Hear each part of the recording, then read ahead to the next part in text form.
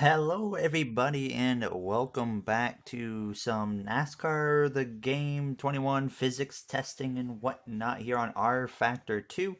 So, last time the video did pretty well. I was using a wheel, but I noticed a good question is what does it feel like on a controller with these physics? So, you might notice on your screen that I have a little controller overlay and it shows all the inputs I'm making. You should see my left stick going around in a circle right now. If I go left, right, up, down, any button I press, you should see it coming in. So I'm going to be trying a controller here on R Factor 2 with these physics and whatnot to see what it's like. I'm actually going to use the normal stock car that they have made themselves, the Studio 397, for this episode instead of the NASCAR mod. But we will be at a modded track of Las Vegas. Once again, we're going to try an oval and then we're going to try a road course just to get an idea of what it's like. As well as you can see on the throttle inputs here, you can see if I'm just giving it maybe a little bit of throttle or if I'm full throttle. Same for braking, a little bit of brake or full brake. So hopefully this will be a good way to showcase what the physics feel like with the controller based on the inputs I'm putting in and whatnot. So we're going to jump right into it at Las Vegas Motor Speedway. Let's get to testing. All right, so here we are. You can see the controller inputs I'm doing. So when it comes to doing everything, I don't know what I'm doing in terms of trying to change the view and whatnot. The gearing's weird. It's Y and A. I'm not really messing with this too much, but obviously there's a throttle, brake, and whatnot. These are all weird buttons, but I'm going to still change the view with the actual keyboard. So we're going to go to the roof cam that I like the most, and we're going to... My AI is actually driving the car. That was not the button I want to hit, but here we go. So we do have control now, and it's going to be interesting to see how this feels so far. As I'm going to try and get by myself here in practice, we will just do a very quick little showcase in the race here. But so far, the car really likes pulling to the left, by the way, as you can kind of see. But as we go into turn 3, full throttle, the gearing is not going to be correct, but I'm not even actually hitting the stick right now, and you can see that pull to the left, but very, very sensitive so far. But that's really the only thing I'm noticing. They are blowing by me. I'm just going to get out of the way of that guy here. Definitely, I'm going to have to mess with that gearing and whatnot, but into turn 3, I mean, honestly, it feels pretty good. Other than the kind of sensitivity, I definitely will adjust that. So we're going to try and doing that, but honestly, so far, it feels pretty good on the controller. I'm hoping the input that you're seeing on the screen really kind of gives a good idea of what it's like. So I'm going to actually go mess with the sensitivity, and then we're going to try once again to see what it's like on the oval here. Once again, shift up into first and get going. Look at that pack of cars right there. But back underway, we'll see what we can do. Let's see what it's like if we just kind of... I got the throttle matted, by the way. It's all the way down, so I don't know why we're going so slow up here. Still a little bit twitchy, though. Honestly, I think I can turn the sensitivity way further down. Like, that is extremely, extremely twitchy.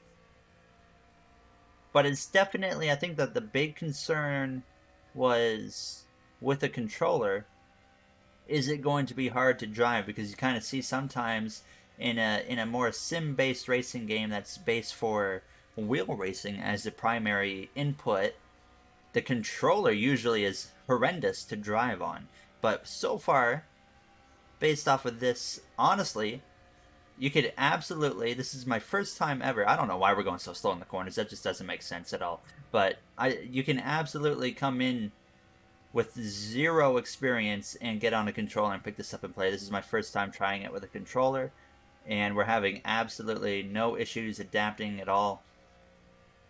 The only issue so far is the car itself, so I'm very, very happy with that, what I'm feeling right now, and I'm actually pleasantly surprised because I saw many people mention, well, it drives, or looks pretty good physics-wise with the wheel, but what is it like with the controller? Because usually when it's really good with the wheel, it's a good indicator that it's probably not going to be that great with a controller. But honestly, I think right here is a pretty good indicator that it's actually pretty good. So I think we can honestly just hop into a road course. We'll actually try a race over there. There's no point trying an oval race, but we might try one at Indianapolis or something.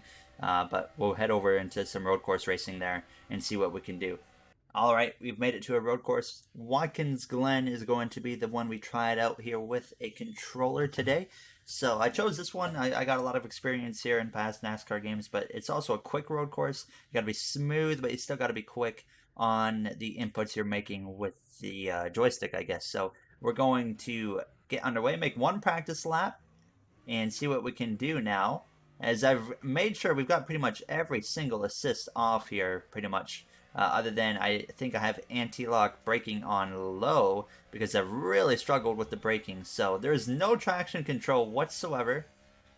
And I think that actually, I didn't even realize that was on previously. So at the Las Vegas where we were so slow in the corners, I think that actually might have played a role in it. But now, heading down towards this bus stop is going to be a good idea. Oh, I forgot the gearing. Oh, I didn't even realize it's got automatic gearing going on or something here, but a little bit of grip loss right there. And I keep forgetting what button is the shift up and down there, but even with no traction control, you can absolutely step it out. We'll see if we can kind of get this thing to slip out right here. I'm going to try and just kind of spin it out. So, hammer the throttle. Oh, wow. Did not do it, surprisingly. So there's definitely quite a bit of grip, but oh man, you can definitely slide it around right there. But we come through to cross the line. It felt overall pretty good to me once again. Down into second gear here into turns 1.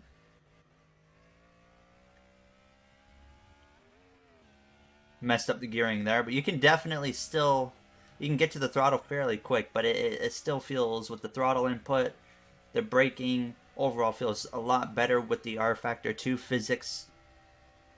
And I mean, honestly, I feel more like I can abuse it a little more on a controller than I could with the wheel in terms of just my throttle and braking inputs there. As you can tell, though, you make a mistake like that, and you're going to pay the price. Oh, boy. Couldn't quite save it right there. And let's get back going in the right direction. Right there you saw, though, the inputs on my controller when trying to save the car.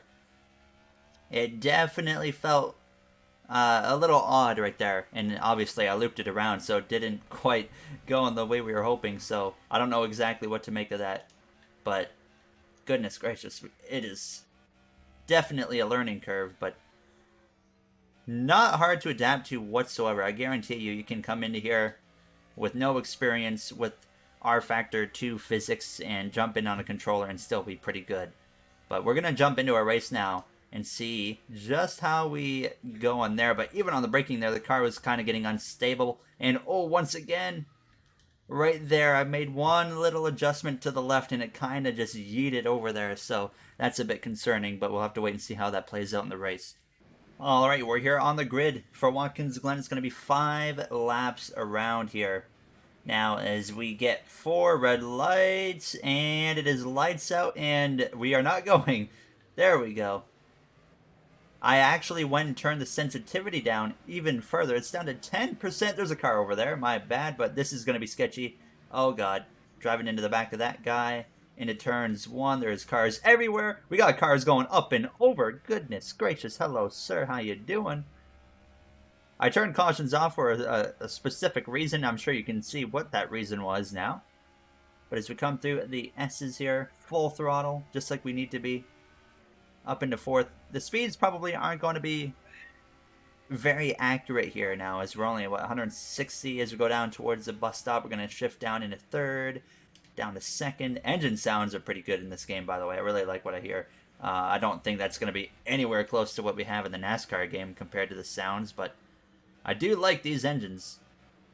To the back of that guy, like right there, when I've talked about AI stiffness in the past, I guess that the AI from R Factor somehow is going to be represented. I don't know if it's going to be exactly from R Factor, but I guess there is going to be some representation of the R Factor AI apparently in NASCAR 21. Don't fully quote me on that one, but they still feel too stiff. That's something I want to see different, because when I got to the back of that 57 car there earlier, I felt like that should have just sent him way out of the groove. Instead, he barely moved whatsoever, as I could not quite brake when I wanted to. Right there, up the inside. That was an extremely stupid move, but you can see the grip loss right there.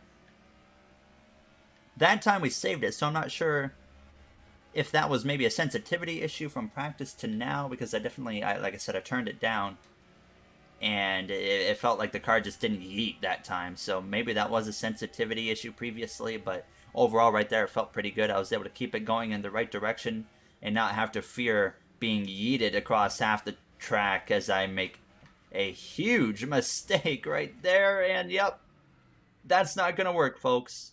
The braking, I do have it, the assist for the braking, the ABS on low, but now let's see if we can lose it right here. Like right there, yep. And I kept it going in the right direction pretty well right there. I think the big thing is more of if you're out of the throttle in time, then it should be a lot easier to save that car. So felt pretty good right there now, as there's just a couple laps to go.